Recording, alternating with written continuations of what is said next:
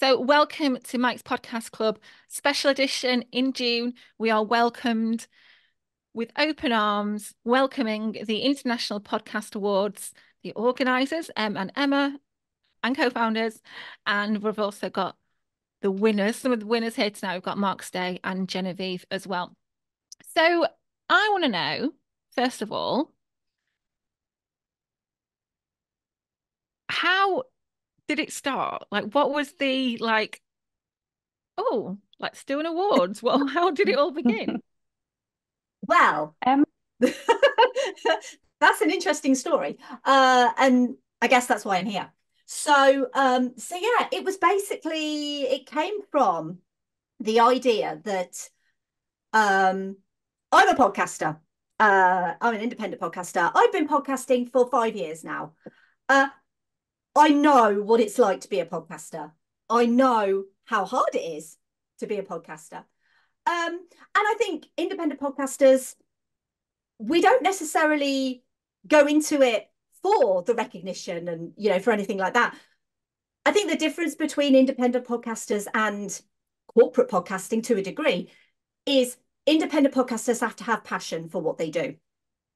And one of the things that I've kind of not so much learned but kind of picked up sort of through my own podcasting journey is everyone who podcasts independently does it because they love what they're talking about. And you can't replicate that passion. No celebrity host is going to replicate that passion. No corporate can replicate that passion. Because if you're doing this in your spare time, in your living room, in your garage, wherever you're doing it, if you're doing it because you love it, it's like, it's elevated in a way. It's like an elevated level of podcasting. I mean, this is just me talking. I don't know if anyone agrees. Hopefully they do. But this is a room full of independent podcasters, so I'm pretty certain that everyone kind of knows where I'm coming from on this. And I guess from my point of view, I was podcasting, I was putting out content every week, you know, learning the ropes, learning what to do best, learning how to edit properly, all of this sort of stuff, because you don't hit the ground running when you're an independent podcaster. It takes a little bit of time to kind of build yourself up and get what you want out there. And I'd put in for some of the big awards, and obviously, absolutely nothing. And I was like, first of all, I guess my question kind of was, are they actually listening to me? Because you don't know if they are. You presume that they are, but you never know for certain. And I kind of thought to myself, well, I feel like, when the kind of nominees and the winners, eventually get announced, you're very happy for them, obviously. But it just kind of felt like it was the same kind of big corporates for the majority that were getting recognized. And it's like, how can I, as a small independent podcaster, working out of my little study with my cat, who's just here next to me, how can I compete with someone from the BBC or someone from Wondery? Hmm. Or and I can, I know that I can, but it's getting that visibility. It's getting that sort of a level of confidence, I think. And it was basically a chat with a friend. And I just kind of said, oh, who happens to be a podcaster as well? And I said, do you know what would be really great? If we did have some sort of podcast awards purely for independence, where everyone is an independent podcaster, everyone is on an even keel. You're not fighting against some big celebrity hosted show by the BBC with all of their producers and audio experts. You're literally, it's peer against peer. It's really kind of the grassroots of podcasting. And I said before we even started recording that I genuinely believe that the level of talent that's out there in independent podcasting right now is exceptional. But because we're independent podcasters, we're not really seen. And to me, this is the ideal opportunity for us to be seen because everyone is on an even keel here. And everyone each has that, if we're all on the same level and if we're all doing great things, then everyone has an equal shot. And that was kind of really important to me. And yeah, that's basically how it all came about. And ended up at WhyNow with Emma. And yeah, last year was obviously the first one, and it was amazing. And that's the story. That's in a nutshell. It's a big it's a big like it's a big what I'm trying to say, like kudos for the independent scene, because the independent started the whole thing, didn't they? They started the whole Yes. podcasting scene. Um, it wasn't like a media company like the BBC started radio, and pirate radio followed. Um, Yeah. Independence and DIY has started the scene in the first place. So let's celebrate them. Um, Exactly. Yeah. And the thing is I think that's forgotten. I think that's been forgotten because you only ever hear of the big podcasts, because it's only the big podcasts that seem to get that level of exposure. And as far as I'm concerned, this is like the perfect opportunity for those smaller podcasts who are grafting every week, every other week, every month. It doesn't matter how often you put episodes out, you're still putting stuff out there. You're still passionate about what you do. And to be honest, that cannot be replicated by anyone other than the independent podcast scene. And when you have passion for it, it shows.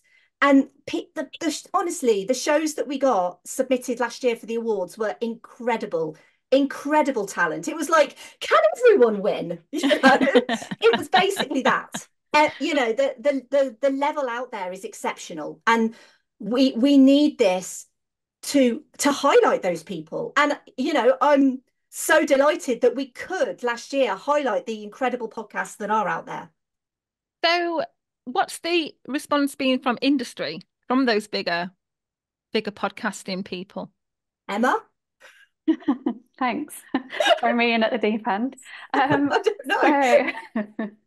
So it was quite interesting last year. I think people like the British Podcast Awards saw us as quite as competitors to what they were doing, but I don't think we ever saw ourselves as that at all. Um, we were very much thinking that this was something else. This was something for independent podcasters, which, Mm, as Em said, we wanted people to get recognised that perhaps don't in other award ceremonies as well. Um, but and a few, I think some of the trade media questioned whether there was a space for independent podcasters. Why don't they just enter the British Podcast Awards and win? Are they not good enough? Type thing. But no, actually, I didn't even say that. Shut up. I know, No, I really? know. And that's absolutely not what we thought at all. Again, as Emma's explained, that's not our ethos at all. Um, but yeah, so there were questions around it. But you know what? There's always going to be questions around something when you launch something new. Absolutely. And it's right for it to be questioned. But I think once they sort of understood the background, that one of our co-founders is an independent podcaster themselves, um, everybody's kind of come around to the idea. Even the British Podcast Awards are being quite supportive as well. They ran our winners list on their website last year, so Amazing. so it was quite the That's good. turnaround. Yeah. You Yeah, got some and great industry sponsors as well. yes, yeah, we had great support last year. We've got even more support this year. We've got Spotify and Acast on board, Amazing. which are, yeah, fantastic. But Captivate have been there since day one and are delicious as well. So Yeah, yeah, we've been really, really lucky. Captivate fans at Mike's Podcast Club. Um, Good. I'll there was pass a it on. Yeah, I do. Yeah, massive fans. There was a recent survey the podcast host released last week saying only 8% of independent podcasters enter awards. So they'd surveyed 1,000 podcasters and found that only 8% of independent podcasters enter awards. And they said the reason that they didn't enter was the fees are too high. It's a time-consuming application process. They think awards don't favour independent podcasts. Another one is they don't know where to start. They want fairer criteria. And the last one was they don't care what the judges think, they care what listeners think. Um, I think apart from the last one, how have you considered those points when you've designed the awards? Absolutely, yes. We have an advisory board who is comprised of independent podcasters or people from around the industry, so they know the struggles. And we've consciously tried to keep the entry fees as low as we can. We've also kept this year's prices, last year's prices. Yeah. Too many prices in there, but you know what I'm trying to say. It's been a long day. So we've kept the prices at the 2023 ones, and we also know that some people see their podcasts go across a couple of genres. So we've got the first entry is £30, and then if you want to enter another one, it's £5 for each subsequent entry. And we've got a couple of free categories as well for best podcast artwork and best theme tune. Honestly, I really can't get my words out. I've been fine all day. And so yeah, so we've tried to keep all the prices down. We're working with the Podcasting Seriously Fund, who are providing bursaries for entry fees for those that qualify. And we've also tried to keep the ticket price as low as we possibly can to actually attend the event as well. Mm. And I know that for some it is still a stretch, which is something we're really conscious of, and trying to find ways to make that even more cost effective. But yeah, it's always at the forefront of our minds because we know that it's very expensive out there at the moment. So Yeah. I know that some awards have come under fire for being a little wee bit pricey. yes. Yeah. Yeah. So one of the big questions is then, how do you define independent? Em? Well, wrap it up to Emma. Thanks. No, I mean I'm that happy to. there is like a set kind of the official kind of what we deem independent on the actual website itself, which I don't have up in front of me, which I probably should have up in front of me because I don't want to get it wrong. I So do have it in front of me if that helps. Yeah. So yeah, because I don't have it and I don't want to say the wrong thing. So, on the official definition on our website is that for the purposes of these awards, a podcast is considered independent if it's produced without the financial support of a large organization, such as a publishing company, a brand, and it's not fronted by high-profile celebrities for whom this is one of many revenue streams. Podcasts that have featured high-profile guests are still considered, and then we've got the caveat that if you're unsure whether you qualify, get in touch to discuss. And we thought that was really important because like we kind of kept it suitably vague so that so that we encourage people to get in touch and have the conversation with us, because if you're too prescriptive, it will turn people off, and we want this to be as accessible to as Yeah. many people as possible. Yeah, so if anybody here is thinking about entering, not sure whether they qualify, do just get in touch with me and we can have a chat about it. I don't know if you've got. Yeah. Yeah, so I mean, because we did, didn't we? There were quite a few conversations that we had with people last year who weren't sure. And it's always better to just get in touch, like Emma said, rather than just sort of say, oh, well, that's definitely not for me. You don't know because it's really difficult. Please, Evie, don't go on the keyboard. Thanks. Move out the way, move out the way. Just, just directing the cat. Because it's really difficult to cover every kind of podcast setup in criteria. And we found this for kind of just, general kind of entry criteria anyway, is that not everyone prescribes to that. There could be something that's a little bit different, something that, they're not quite sure. And like Emma said, it's always worth asking the question. And I would say, like, I mean, I don't know statistics, but I would say the vast majority of people who did get in touch, it turned out that they were eligible. So yeah, it's just if you're unsure, there's people there to ask. It's not a I was gonna say, yeah, faceless. It's not a faceless No. thing, Emma is very much kind of putting herself out there, like her emails on the website and everything. And people can, and they did last year, just get in touch. They got in touch with me as well, and I kind of ended up most of the time going, just check with Emma and just make sure, because obviously I don't want to. I just don't want to say the wrong thing. No. So you're up for having that conversation if people do have questions, which is Yeah. great actually, that you're keeping you've got that, you encouraging people to get in contact with you, not like you're saying, you're not a faceless, like you're here today, you're not a faceless awards, which is great. So Sorry, quick.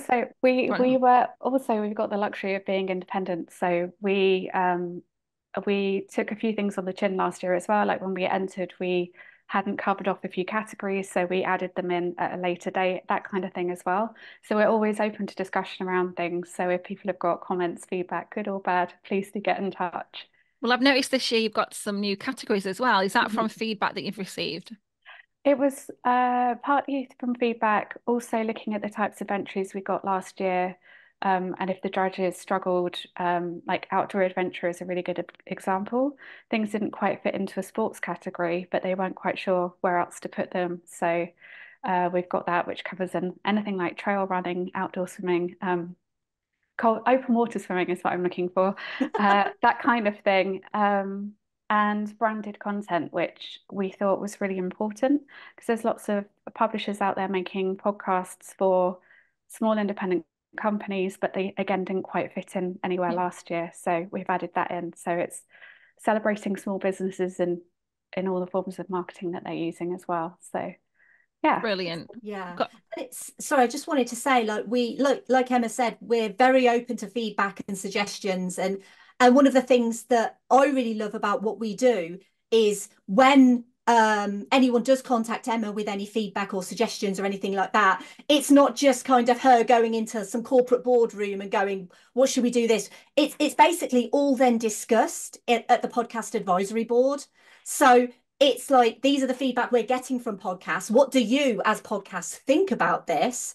And that's basically how the decisions are ultimately kind of made. So it's all done at like the independent podcast level. We're getting feedback from podcasters. It's being discussed by independent podcasters.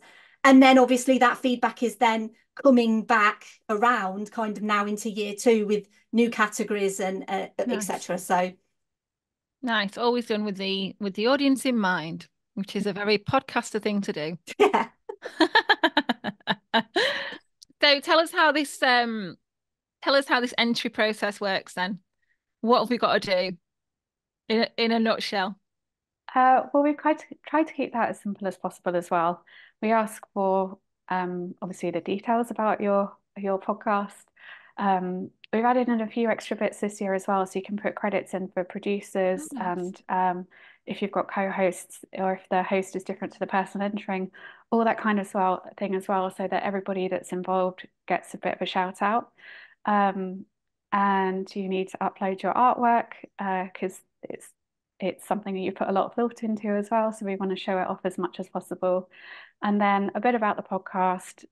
You've got the chance to put some supporting material in. And then you have to pick your 3 favorite episodes from the last 12 months. And then a timestamp of your favorite 15 minutes from each of those shows. So you don't have to edit down your episode. You just have to tell the judges where to start listening from and where to stop. Oh. Often the judges don't stop listening there because they get too into it, but you have highlighted the best 15 minutes as well. So again, we were trying to remove that barrier to entry. So I know that editing down to 15 minutes, that might put some people off. Yeah. So we sort of tried to alleviate that slightly. And that supporting document, what should we be putting in that? Do the judges look at that? Yeah, absolutely. Yeah. Absolutely. Literally, the category that I judged last year, every single time there was a piece of supporting evidence, I was right there because I was like, I want to see what this podcast, what are the extra information about this podcast?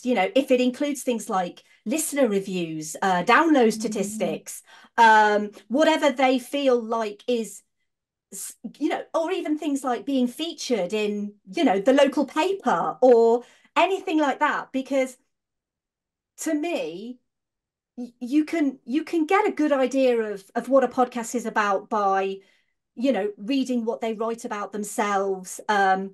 We obviously ask for as much information as the podcaster wants to give, but we don't penalize for example, if a podcast has particularly high downloads, you don't get penalized for that, because we take that and we're like, well, this is a great podcast and it's clear that the listeners are really responding to them because they're getting these great downloads and this supporting evidence, they've been featured in this and this. But again, if you don't get high downloads, if you don't get featured in your local paper or in the Guardian or whatever, again, you're not penalized for that. Right. It's basically what supporting evidence do you think would help the judges in order to kind of get a good idea of who you are? What does it mean to you? And things like listener reviews, anything like that. As a judge, I love that because they've obviously gone out there. And some of them were amazing last year because they put together proper little PDF documents of this is what people say about us. This is what we think about us. You know, this is what our statistics say about us, and really went into some detail. But even if you don't do that, that's okay too. You know, we're not draconian about it. Obviously, fill in the information that you're asked to fill in, but nothing is particularly mandatory. It's just, you know, if you feel like you want to provide. If you don't want to provide any supporting documents, again, you're not going to get penalised for that. It's we, like Emma said, we want to make this as easy as possible for people. And if a person's only got 20 minutes to put an entry together, they can put an entry together in 20 minutes. Sometimes it is, you know, a little bit taxing to kind of think, well, what is my favorite episode? What is the best episode I've ever done? You know, and to try and find that 15 minutes. What I would say is don't necessarily just take the first 15 minutes, you know, try and think back to that particular episode and say, well, you know, that interview in the middle was particularly great, so I'll include that. But yeah, we want to know, as a judge, I want to know as much about your podcast as possible, as much about the people behind your podcast as possible, even if it's just, I don't know, a little mini biography about the hosts and how the hosts got into podcasting. To me, that is the sort of stuff that I want to know, because I want to know who I'm listening to. I want to know what they think about their podcast. I want to know why they love podcasting so much, because all of that information is going to then kind of get me to, oh, well, you know, this is the score that I'm going to give because, you know, I love their show. I loved what they did with the documentation, you know, and I got a really good idea of them as people, you know, and but again, like I said, it kind of doesn't matter if you do or if you don't, because your podcast will speak for itself.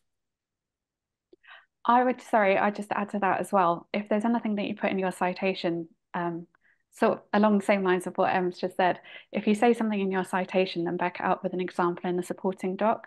So if you say I've got 25-star reviews, maybe take a screen grab of those 25-star reviews and put that in.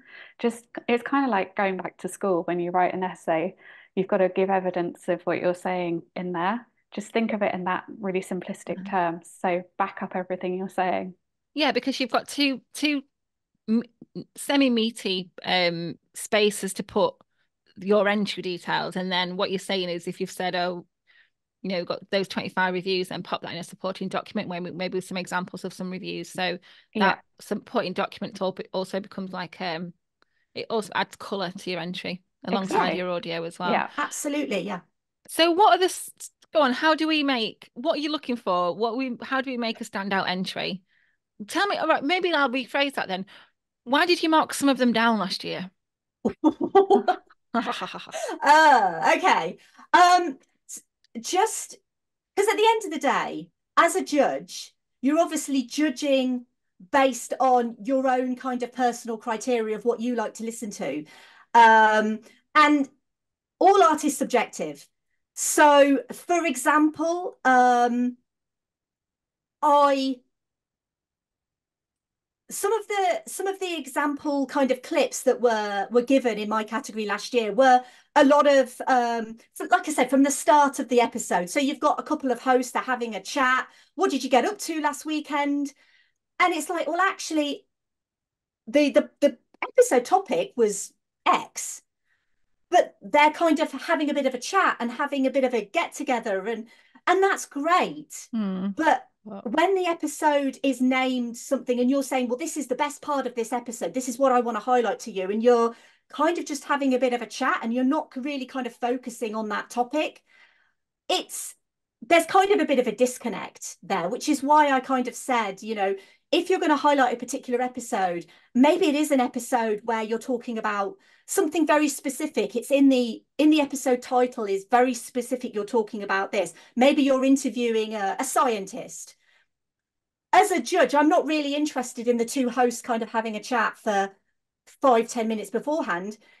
I want to kind of hear that interview with that scientist, because that's kind of the topic of the episode. That's what I'm thinking as a listener. I'm thinking, well, this is what you're going to give me. So that's why I kind of think it is quite important to, if you are going to highlight a specific episode, just try and keep it on topic. I mean, I suppose if you do have a podcast where you are just having a chit chat with each other about whatever, then that's kind of a very different thing. But because my genre last year was very specific, I was kind of, looking for something. So that if the title said that, that's what I was looking for. And if it didn't kind of deliver on that, I was maybe a little bit disappointed. Um, and but the thing is like I said at the start, and I genuinely believe this, the quality out there is so exceptional. It's not like everyone was getting like minus marks or anything like that. Like, people were still scoring really high across the board. It was just, you have to kind of get down to the nitty gritty, because you can't give everyone full marks. Even as much as you want to, you can't. So you have to kind of sometimes get into that. But to me, I find that quite important. If you're going to highlight a particular episode, make sure the 15 minutes that you select is the best part of that episode, because that's what I want to hear. I want to hear you as hosts, obviously, how great you are, but I also want to hear that particular topic, what that episode is purely about. Emma, any tips from yourself? I just echo what Em said, really. And it was so difficult judging last year. So I don't know what this year's going to be like. And again, it wasn't really anything that people did badly. It was really subjective, but we made sure to have at least 3 judges on each category, so that there was kind of quite a balanced view as well. So, and then any discussion afterwards to make sure that everybody agreed with the final decision. But yeah, just choose your episodes really, really carefully. Maybe highlight in your citation why you've chosen those episodes as well, if you've got room with the word count, which I may have been too strict with. But yeah, sort of give a bit of, with the whole entry, kind of tell a bit of a story. So if with the 3 episodes, I picked it because this really highlighted that I'd learnt this particular skill in interviewing or something like that. I don't know, trying not to put words into anybody's mouth or entries there. But yeah, just think really carefully. And we've also made it so that you can save the entry and go back to it and edit it as many times as you like. So you don't have to do it all in one go. So you can really think about it, think about the questions, and even after you've submitted it, you can go in and edit it up until the closing date. So that's really helpful. So don't stress. That's really helpful. Yeah, I entered an award a couple of months ago, and instead of pressing attach document, I pressed send. I'm like, oh, help. My God, we've all been there. I've entered so many awards over the years myself on behalf of my companies that I've worked for. So yeah, I feel the pain that everybody is feeling right now. Don't you worry. That's so helpful. I can't remember the amount of times I've pressed submit on something and nearly puked. That is that is so helpful. So let's go to some of the winners of last year's podcast awards. So the sobering survey that I sent, I quoted earlier with the podcast host saying that only 8% of independent podcasters had entered awards. Of those podcasters who said they'd submitted an entry, 66% either were nominated or got into the finals of them. So it's not a doom and gloom figure. And we were really chuffed last year, and some of them are on the call now. I think about 9 of our community were nominated for one of the independent podcast awards as well. And a contingency, yeah, I know, a contingency went down to London to partake, and the feedback we received from loads of people that were not just part of the community, it was such a good event. So Genevieve, I'll start with yourself actually. So why did you enter to start with? What appealed? So I'll just preface this by saying I've just got back from holiday, which is why I look sunburnt and like an Oompa Loompa and slightly red, because I do have 3rd-degree burns right now. Try to ignore it. This is me touched up. I look even redder if I come closer. I don't know what's going on. Anyway, I digress. I entered because I think, just to echo what Em said, I didn't feel I had entered some awards, Sony's for, like the British Podcast Awards, and I felt when I saw who was nominated that it had kind of become more of an exercise in getting kind of famous people, celebrating famous people who host podcasts, and the cynical journalist in me says that's because it makes a good red carpet photo opportunity at the awards and gives leverage to make another one next year. That's the cynical journalist in me that thinks that. And I kind of felt like, looking at who was nominated, you just wouldn't see independent podcasters that were initially at the start when the British Podcast Awards began. Yes, you did see that, but in recent years that is very rare. You just don't really see that. And I was getting kind of a bit despondent about that and thinking, you know, I put a lot of effort in.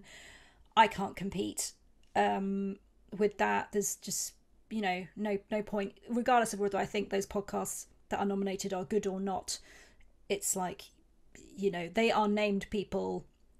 More often than not, they are celebrities that are fronting them in all the categories, and you can't compete. Or they have money behind them from broadcasters, production companies, brands, that kind of thing. Mm-hmm. And I was kind of like, oh, this is like frustrating. And last year I didn't actually bother. I didn't enter it. I thought, I'm not going to bother, because you put so much effort into entering that then when you don't get any kind of recognition, you feel very deflated, and you're like, oh, what was all that effort for? And you've paid £205 plus VAT per entry, and you're like, what did I spend all that money for, and all that time and effort to get like a slap in the face afterwards? So I was feeling a bit like, oh, I'm just not going to do it this year. So I didn't do it last year. And then I saw the Independent Podcast Awards, and I was like, oh, maybe this is something for me. It was refreshing to see a cheap entry fee to do it, which makes me think, why does it cost £205 plus VAT to enter the other awards? And correct me if I'm wrong, but I think all those judges do it unpaid, right? So I'm not sure what the running costs are for them compared to and Emma. But anyway, I don't know where that money goes. So I was thinking, you know, this is great that it's so cheap to enter, and I thought, yep, I'll do that. This is like a chance for me to enter. I feel like I could get some kind of recognition for all the efforts that I've put in. It feels like it's like, I mean, obviously I know people are listening because I see the stats, but it's that other kind of recognition where it's like, you know, you just kind of feel like you want to be validated in some way. You know, to be recognised amongst your peers is great. It's, you know, it's lovely, and it's a really nice feeling when it happens. I say this as a former BBC journalist who got no recognition whatsoever during the time at the BBC, so it's nice.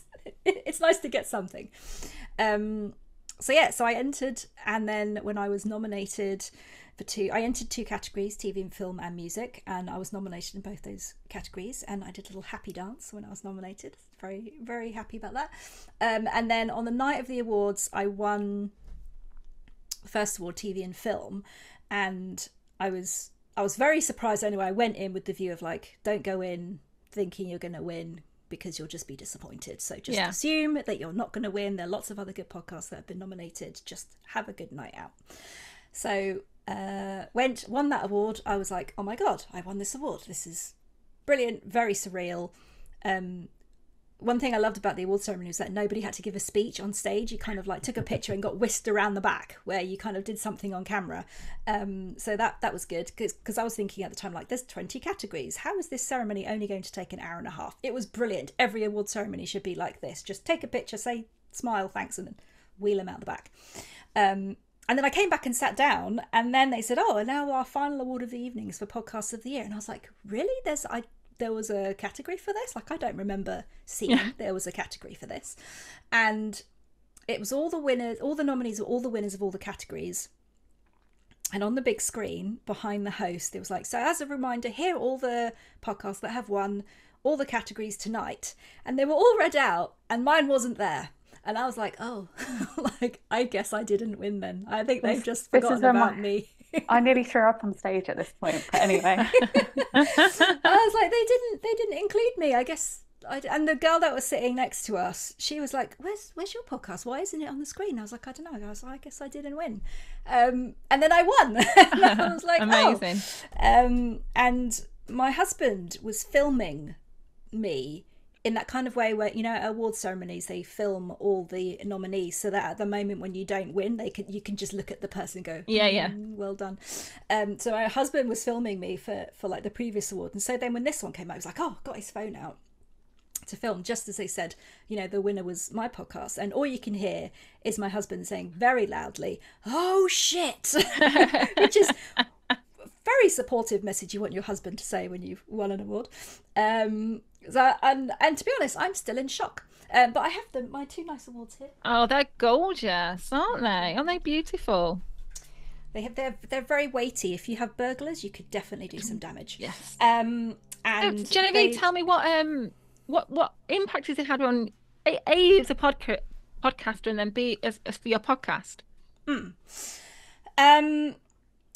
For the podcast, I mean, you know, who doesn't want to say that they're an award-winning podcaster? Yeah. That's great. I kind of like went around for like the first week going like, I'm an award-winning podcaster. My husband would say, did you know that you're an award-winning podcaster now? So that's been great. But it has been great for, I would say, obviously there was the initial recognition in the flurry and the press that came around after the awards ceremony that kind of put me on the radar of some people who probably I wasn't on the radar before. And so I think it was like a week or 2 after I was an Amazon podcast of the week. I was featured in the Radio Times as one of their podcasts of the week. And then that kind of, I guess, gave me leverage to be able to approach other people and say, oh, hello, I won an award, look at me. So that got me featured on Spotify, where I still am there as one of their featured arts and entertainment podcasts, which has been great. Yeah, I get to write it on my podcast. I've got like a nice little badge that I have that I can. And you managed to get some cracking guests over the past couple of months as well. Sorry, I shouldn't say that to people. You've managed. You haven't. You've got some cracking guests over the past couple of months as well. Do you think that the podcast, the award and the accolade has helped you with your approach? Don't worry, I think managed is still an appropriate word, because because as someone who is not a celebrity themselves, hosting a celebrity interview podcast is quite possibly the most difficult thing I could have chosen to do. It is very difficult to get celebrities on your podcast when you're not a celebrity. So managed is still an appropriate word. I'm still amazed. Has it helped? Yes and no. It's tricky to say, because at the time was the actors' strike and then the writers' strike, and so I couldn't get anyone because no one was doing anything. So it was kind of a tricky time at times. So I ended up getting a lot of more music guests than I may ordinarily have, because other people were just like, no, not going to do it. I think it will help leverage wise for my next season coming up, to be able to say I won podcast of the year. People will be like, oh, okay, well, she must be good then if she won an award. Let's put a person on her podcast. So yeah, I think it will help. And for me personally, I'm incredibly grateful and honoured to have won these awards. And as I say, you know, getting the recognition has been a massive confidence booster that what I'm doing is enjoyed by people, and my peers recognise it as something that can stand amongst the headline grabbing podcasts with big budgets and celebrity hosts. Well done. So yeah, you're absolutely smashing it, Genevieve. So massive well done. Let's go to Mark from the Bestseller Experiment. You and the other Mark won Best Books Podcast of the Year. So how did you feel going into it? Was there any trepidation about it? Have you ever entered anything like this before? Well, we entered the National Podcast Awards, I think, after our first year, because we had a really, really good really strong first year. Because we had people like Bryan Cranston on, and we kind of went viral and stuff like that. So we thought maybe we were in with a chance with this. Maybe it's the big time. But then you realise it is some of these, particularly the public ones where you get the public nominating you and voting for you, you realize it's a numbers game and you don't stand a chance against those kind of BBC behemoths and things like that. So after that, we kind of, you know, didn't enter any awards. We just focused on building a community. And it's as, you know, I'm a writer, so, you know, and awards are not important until you're nominated for one, and then they're everything, you know. But I saw this come along, and I follow Simon Brew because I love his Film Stories podcast. He's interviewed me for a couple of things. I saw this crop up, and I thought, we might stand a chance with this one. Actually, we might actually. This is independent. This isn't. We're not going to be up against, you know, Kermode and May or anything like that. We might actually go. And I remember talking to the other market saying, this is good. This could be great. I think we could smash this. You know, I think we could, you know, at the very least get a nomination or something. I just thought there was something about it that made me think, yeah, this ticks a lot of boxes for us, because we've been going for a while. We started October 2016, so we're well established, and we got, you know, a good strong community around us, and we had, you know, kind of we'd had a really good year before, because you had to enter clips from just the year before, and we had, you know, kind of spoiled for choice there. I thought, yeah, this is, I got a good vibe about this one. So yeah, it was a no-brainer really. And again, it wasn't expensive to enter. The form was brilliant. You know, the fact you could go back and edit stuff, and I could share it with Mark because he's in Canada. And the other thing is as well, because it's a UK thing, Mark is in Canada, but he's a Brit living in Canada. So I did get in touch and say, look, how flexible are you on this? Because he's from Cambridge, but he lives in Canada, and blah, blah, blah. And, you know, so we were able to enter, and we got confirmation that was all okay. So yeah, it was, it just had a nice indie feeling to it, which, you know, vibes with us. So how did you make your entry stand out? What was your like magic sprinkles? What did you put on it? I mean, Vic, I'm 51. Oh, you're a writer, aren't you? I can barely remember what I had for breakfast this morning. So as you were talking earlier, I was thinking, what clip did we enter? What did I say? I honestly cannot remember. But we did. I know you're saying you could spend 20 minutes doing it, but we spent about a week working on it, going back and forth, and, you know, making sure it was pitch perfect. So we did work hard on it. We did work hard on looking at the criteria, looking for what you were looking for, and making sure that it wasn't, because our podcast, the first 15 minutes is me and Devo just waffling on about our week, you know. So don't put that in, let's go to the talent, let's go to the people we bring on and inspire our listeners and the authors that we talk to and stuff like that. Let's go to, you know, sell the sizzle kind of thing. So yeah, sell the sizzle. I love that. Yeah. Forget about that sometimes. I didn't judge your category, Mark, but I do remember what the judges said in the winners brochure, which I wrote, so everything is tattooed on my brain. But they were just so impressed with how you've taken the brief and run with the brief, and you've inspired lots of people to write themselves, and it shows how powerful that indie podcast can be. So yeah, which is a similar thing about yours as well, Genevieve. But yeah, it's just it showed how great the entries that we got were. So sorry to jump in there. No, thank you, Emma. I mean, I think our greatest strength is our community. I mean, that was, for those who don't know, the Bestseller experiments, the first year we did it, I'd written a movie called Robot Overlords. I did the book of the film as well. And an old friend of mine who I'd known as a teenager, Mark DeVoe, who lives in Canada, he got in touch and said, I've always wanted to write a book, but never got beyond 20,000 words. I always get stuck. I said, one thing led to another. We said, let's do a podcast where we write a book in a year. And the most important thing we did was we put that challenge out to our listeners. We said, beat us to it. If you've got a half-written novel in a drawer or whatever, or you just want to start one, or there's one you wrote years ago, beat us to it. And the thing is, people did. I got bookshelves there 2 deep, full of books where people have been published or self-published, award winners, all kinds of stuff that, you know, over the years they've listened to our guests. We've had people like Joanne Harris, Sarah Pimbrough, you know, amazing authors, Michael Connolly, Bryan Cranston, and they get inspired and they write and they finish their books. And we've got a Patreon and we've got a private Facebook group, which is people who support us. And I think if the podcast stopped today, that community would keep on going without us, no question. Amazing. And that was our strength. So I think you know, if you're a podcaster already, or if you're looking to start a podcast, building that community, I think, is the most important thing. And it doesn't have to be a huge community. Like I said, we're not Script Notes, we're not Kermode and Mayo. We don't get hundreds of thousands of downloads every week, but what we get are passionate committed listeners who get in touch with us, who tell us how they're getting on with their books and their writing. And we have things like the 200-word challenge. We got a special thing launching on the 13th.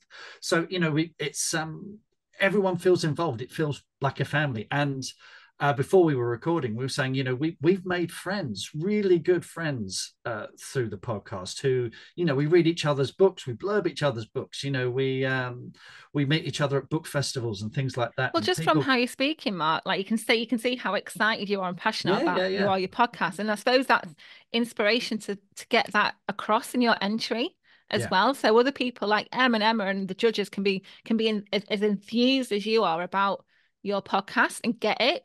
The last question I want to ask you is what effect has it had on you, on the marks, and on the podcast as well? Well, as Genevieve said, award-winning prefixes everything. You know, it does make a difference, and it's given us a credibility. You know, this kind of ragged little podcast that came out of a joke. You know, shall we do a podcast? Yeah, all right then. You know, it's kind of given us this stamp of approval. And looking, what helps is the other, you know, nominees and the other winners are really cool podcasts. So we're with the cool kids now, you know. So it's given us this credibility and kudos that was definitely lacking before. Yeah, I think there's that. It is award winning is just one of those things that it's not important until you get one.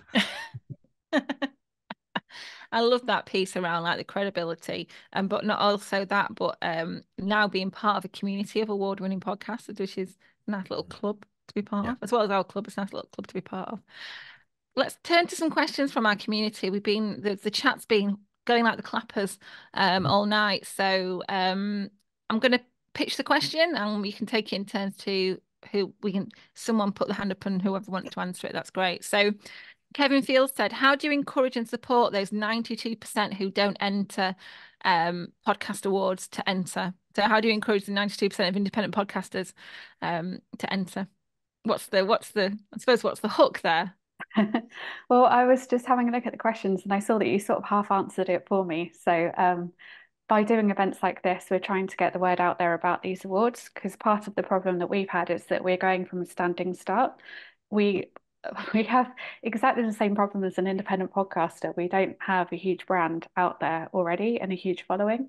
So we've had to start to create that following, which we've been able to do using the trade press that have now got behind us and all that kind of thing. But by doing events like this, we're getting the word out. And if a couple of you have got podcasting friends, then you spread the word to them as well. It's kind of, that's how we're doing it at the moment. But if anybody's got any suggestions, please do let us know.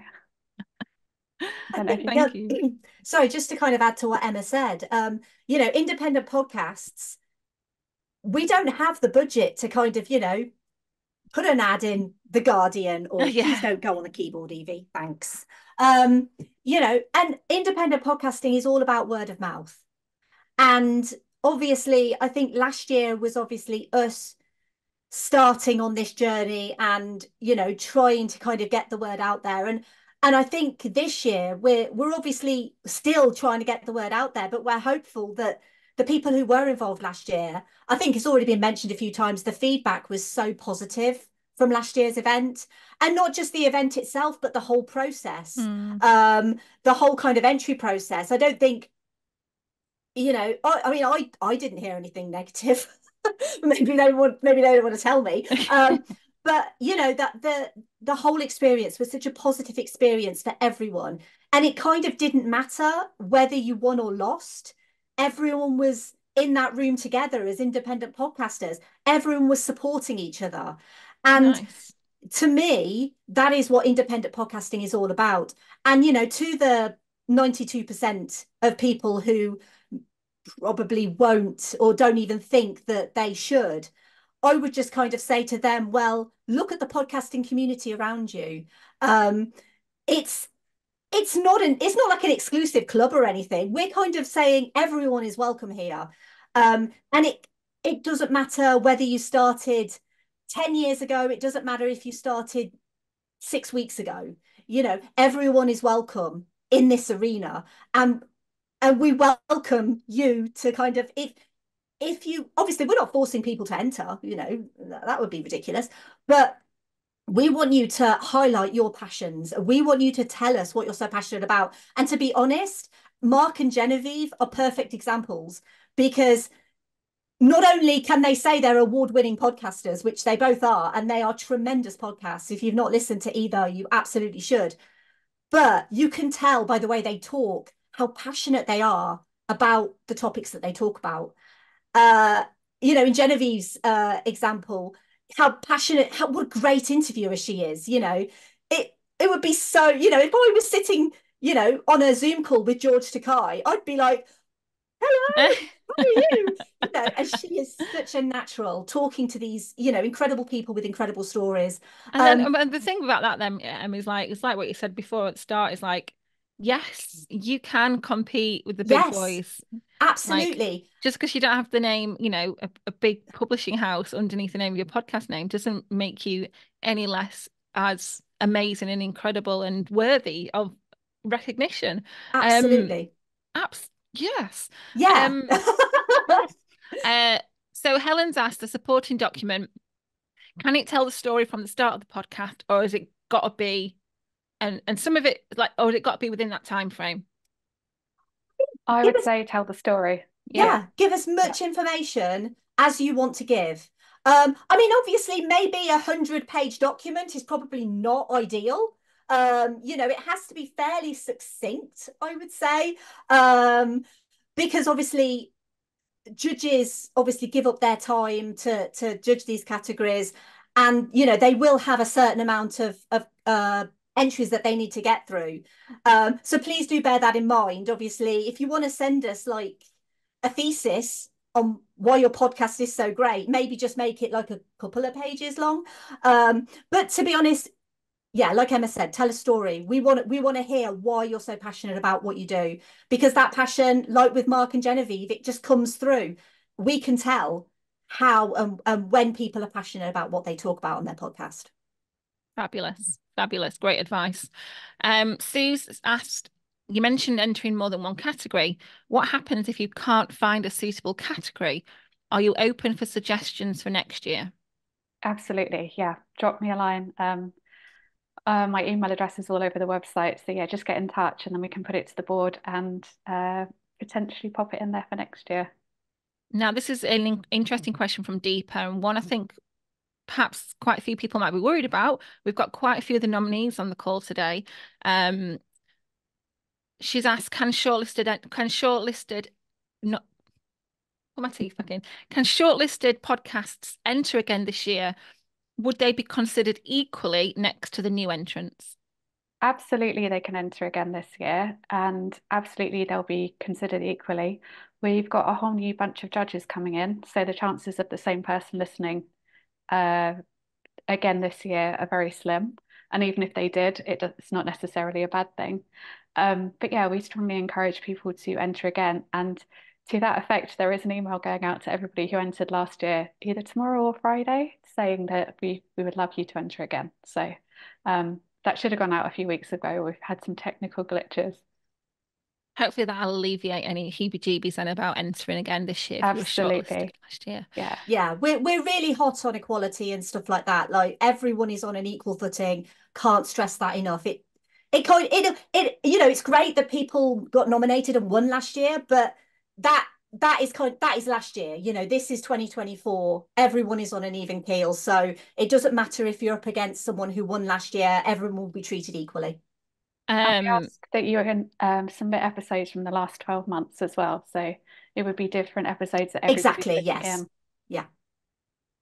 Well, yeah, you've got some lovely criteria on the website as well about tips for entries as well on there. Two more questions. Dave's in the US. Is there any similar independent awards for US-based podcasters? Not that I know of. Yeah, not that I know of, but that's not to say there aren't.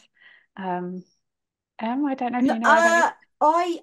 Not that I know of either. I mean, I know that because I'm pretty sure Emma will back me up on this, that we have had quite a few international podcasts inquiring about going international and stuff like that. It's a little outside of our remit, I think, at the moment, because we are quite a small Yes. event.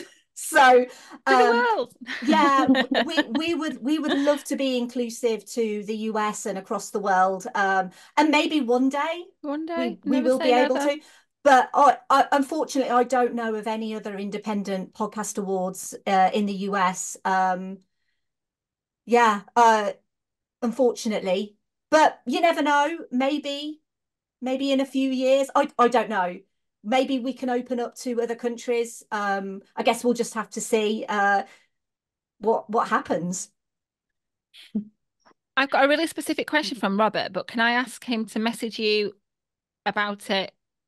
Would that be Yeah. all right? Yeah, I've just seen it pop up as well. Yeah. Yeah, it's probably best to discuss it outside of this. But Yeah, yeah, just Robert, because do get in touch. I'm running out of time. But yeah, I'll hook you two up to do that.